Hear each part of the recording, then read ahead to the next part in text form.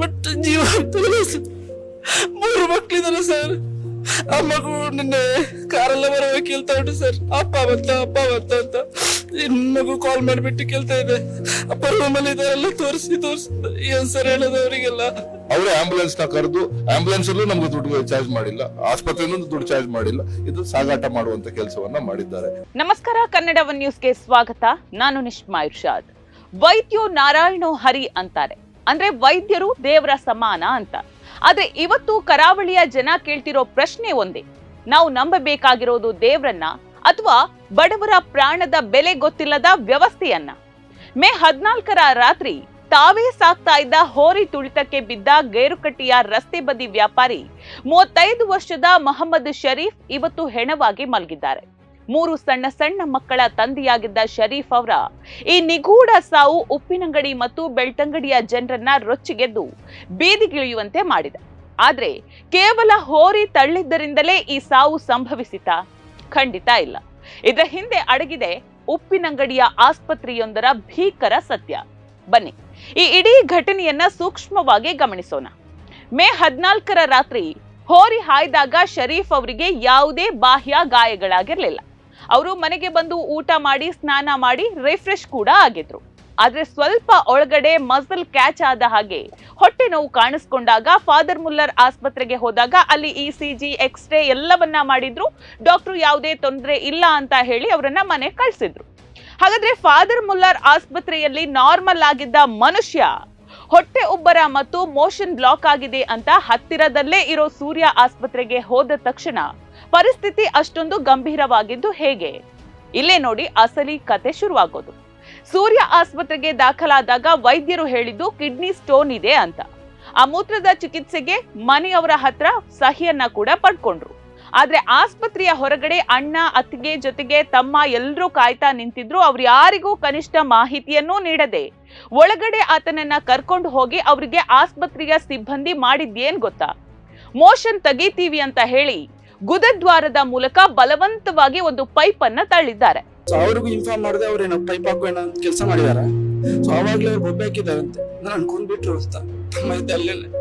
So ಒಳಗಡೆ ಇವರನ್ನ ಯಾರನ್ನು ಬಿಡ್ತಾ ಇರ್ಲಿಲ್ಲ. ಇಲ್ಲಿಗೆ ಬಂದಾಗ ಗೊತ್ತಾಯ್ತು ಅವ್ರೇನು ಎಕ್ಸ್ಟರ್ನಲ್ ಫೋರ್ಸ್ ಏನ್ ಹಾಕಿದ್ದಾರೆ, ಅದರಿಂದ ರೆಕ್ಟಮ್ ಅನ್ನೋ ಪಾರ್ಟ್ ಏನಿದೆ ಅದು ಡ್ಯಾಮೇಜ್ ಹೊಡೆದೋಗಿದೆ.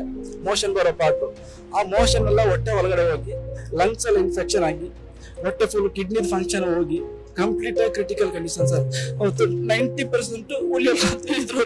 ಸೊ ಅದೇ ದಿಮಾಕಿಂದ ನಿನ್ನೆ ಮಾತಾಡಿದ್ದಾರೆ ಅವ್ರು ಮಾತಾಡಿರೋದಂಗೆ, ನೀವು ಕಾನೂನು ಕ್ರಮ ತಗೊಳ್ಳಿ, ನಾವು ಅದಕ್ಕೆ ಬೇಕಾಗಿರೋದು ಮಾಡ್ತೀವಿ ಅಂತ ಹೇಳಿದ್ದಾರೆ ಅಂತ ಡಾಕ್ಟರ್ ಅವರು.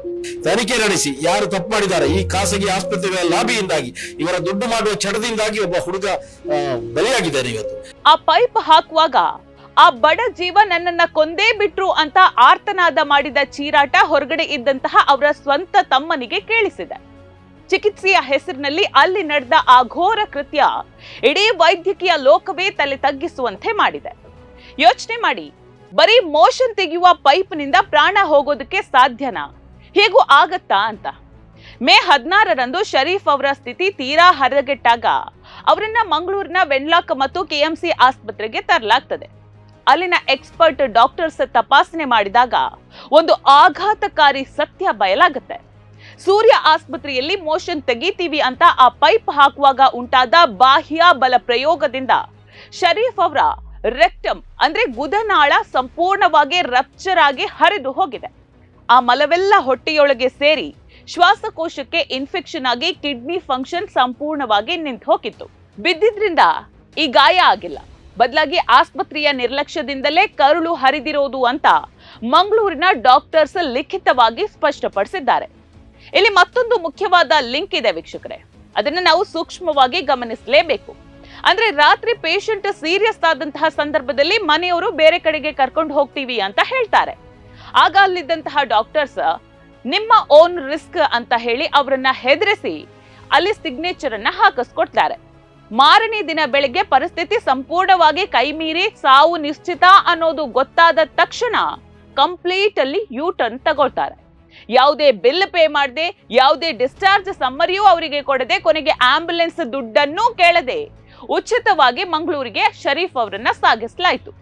ತಪ್ಪೇ ಮಾಡಿಲ್ಲ ಅಂದಮೇಲೆ ಬಿಲ್ ಇಲ್ಲದೆ ರಿಪೋರ್ಟ್ ಇಲ್ಲದೆ ಆಂಬ್ಯುಲೆನ್ಸ್ ನಲ್ಲಿ ಯಾಕೆ ಫ್ರೀಯಾಗಿ ಕಳುಹಿಸಿದ್ರು ಇವರು? ಇವತ್ತು ಅವರ ಕುಟುಂಬದವರು ಫೋನ್ ಮಾಡಿ ಕೇಳಿದ್ರೆ ನಮ್ದೇನು ತಪ್ಪಿಲ್ಲ, ನೀವೇನ್ ಆಕ್ಷನ್ ತಗೊಳ್ತೀರೋ ತಗೊಳ್ಳಿ ಅಂತ ಹೇಳಿ ದಿಮಾಕಿನಿಂದ ಮಾತನಾಡ್ತಿದ್ದಾರೆ. ಹೌದು, ಅವರಿಗೆ ಗೊತ್ತಿದೆ ಶರೀಫ್ ಅವರ ಕುಟುಂಬ ಬಡತನದಲ್ಲಿದೆ, ಅವರಿಗೆ ನಮ್ಮನ್ನೇನು ಮಾಡೋದಕ್ಕೆ ಸಾಧ್ಯ ಇಲ್ಲ ಅನ್ನೋ ಅಹಂಕಾರ ಆ ಆಡಳಿತ ಮಂಡಳಿಯದು. ಮೇ 20ರಂದು ಚಿಕಿತ್ಸೆ ಫಲಕಾರಿಯಾಗದೆ ಶರೀಫ್ ಮೃತಪಟ್ಟಾಗ ಅವರ ಸಹೋದರ ನಾಸಿರುದ್ದೀನ್ ಕಣ್ಣೀರು ಹಾಕ್ತಾ ಇರೋದನ್ನ ನೋಡಿದ್ರೆ ಕರುಳು ಚುರುಕ್ ಕಾಣಿಸುತ್ತೆ. ನಿನ್ನೆ ಕಾರಿನಲ್ಲಿ ಬರುವಾಗ 1.5 ವರ್ಷದ ಆ ಸಣ್ಣ ಮಗು ಅಪ್ಪ ಬಂತ ಅಂತ ಕೇಳ್ತಾ ಅಳ್ತಾ ಇತ್ತು.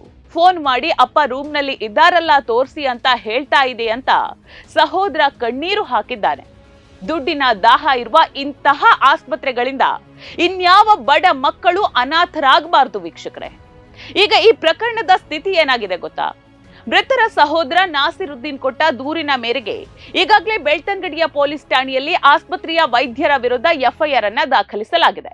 ದಕ್ಷಿಣ ಕನ್ನಡದ ಜಿಲ್ಲಾ ಪೊಲೀಸ್ ವರಿಷ್ಠಾಧಿಕಾರಿ ಡಾಕ್ಟರ್ ಅರುಣ್ ಕೆ ಅವರು ಮಾಹಿತಿಯನ್ನ ನೀಡಿರುವಂತೆ ವೈದ್ಯರ ನಿರ್ಲಕ್ಷ್ಯದ ಬಗ್ಗೆ ತನಿಖೆ ನಡೆಸೋದಕ್ಕೆ ವಿಶೇಷ ವೈದ್ಯಕೀಯ ತಂಡವನ್ನ ರಚಿಸುವಂತೆ ಇಲಾಖೆಗೆ ಇಲ್ಲಿ ಕೇಳಿಕೊಳ್ಳಲಾಗಿದೆ. ಆ ವರದಿ ಬಂದ ಮೇಲೆ ತಕ್ಷಣ ಕಾನೂನು ಕ್ರಮವನ್ನ ಜರುಗಿಸಲಾಗುವುದು ಅಂತ ಎಸ್ಪಿ ಹೇಳಿದ್ದಾರೆ. ಜಿಲ್ಲಾಧಿಕಾರಿಗಳೇ ಹಾಗೂ ಡಿಎಚ್ಒ ಅವರೇ ಈ ತನಿಖೆ ನಿಷ್ಪಕ್ಷಪಾತವಾಗಿ ನಡೆದು ಸೂರ್ಯ ಆಸ್ಪತ್ರೆಯ ಲೈಸೆನ್ಸ್ ಅನ್ನ ಕಂಪ್ಲೀಟ್ ಆಗಿ ಕ್ಯಾನ್ಸಲ್ ಮಾಡಬೇಕು. ವೀಕ್ಷಕರೇ, ಇವತ್ತು ಶರೀಫ್ ಕುಟುಂಬಕ್ಕೆ ಆಗಿರುವ ಅನ್ಯಾಯ ನಾಳೆ ನಮಗೂ ನಿಮಗೂ ಆಗಬಹುದು. ವೈದ್ಯಕೀಯ ಲೋಕದ ಇಂತಹ ಕರಾಳ ಮುಖಗಳು ಬಯಲಾಗಲೇಬೇಕು. ಈ ಬಡ ಕುಟುಂಬಕ್ಕೆ ನ್ಯಾಯ ಸಿಗಬೇಕು. ತಪ್ಪಿತಸ್ಥ ವೈದ್ಯರಿಗೆ ಶಿಕ್ಷೆಯಾಗಲೇಬೇಕು. ನೋಡ್ತಾ ಇರಿ ಸಮ ಸಮಾಜಕ್ಕಾಗಿ ಕನ್ನಡ ಒನ್ ನ್ಯೂಸ್. ನಮಸ್ಕಾರ.